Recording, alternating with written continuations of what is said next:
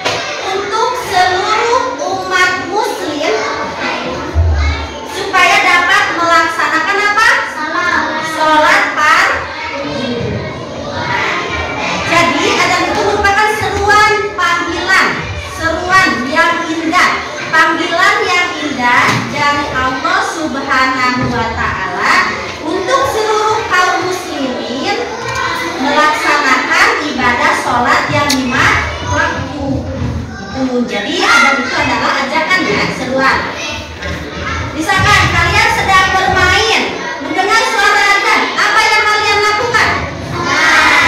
Segera berhenti bermain dan langsung pulang, ambil air wudhu, lalu sholat. Karena sholat merupakan kewajiban kita sebagai umat muslim. Nah, tanda-tandanya waktu sholat telah tiba dengan adanya apa? Adanya pemberitahuan atau tidak. Pada zaman dulu, sekilas ya dulu. Pada zaman dulu itu tidak ada apa alat atau pemberitahuan untuk mengajak umat muslim azan. Nah, pada zaman Rasulullah itu baru ada yang mengumandangkan azan. Kalian tahu siapa? Orang yang mengumandangkan azan adalah disebut dengan muadzin. Muadzin artinya orang yang mengumandangkan azan. Pada zaman Rasulullah SAW itu ada seorang pemuda yang gagah dengan suara yang bagus, dia mengumandangkan azan, yaitu bernama siapa? Bilal bin Rabah.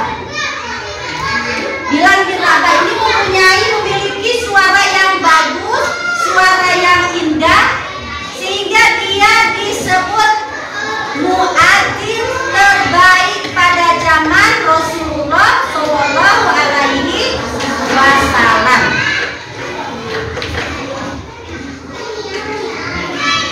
Anak-anakku, tadi ibu telah menjelaskan tentang azan.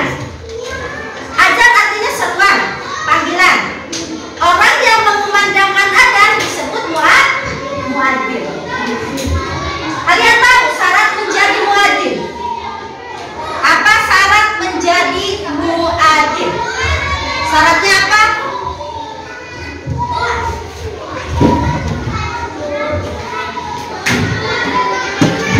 Syarat menjadi muadzin, syarat orang yang berhak atau mengumandangkan azan. Yang pertama, orangnya harus muslim. Kenapa bu harus muslim? Karena hanya orang muslim, hanya umat muslim, hanya umat Islam yang bisa mengumandangkan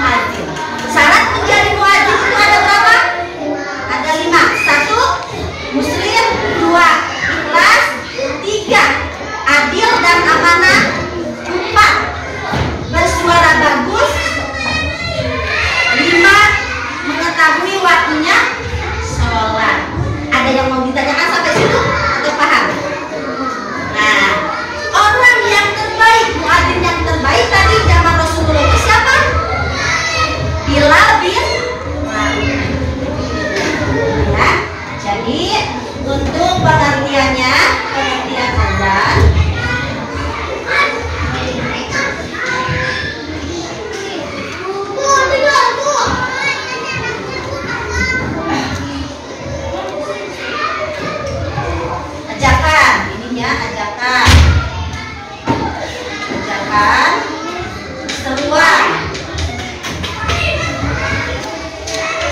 atau pemberitahuan.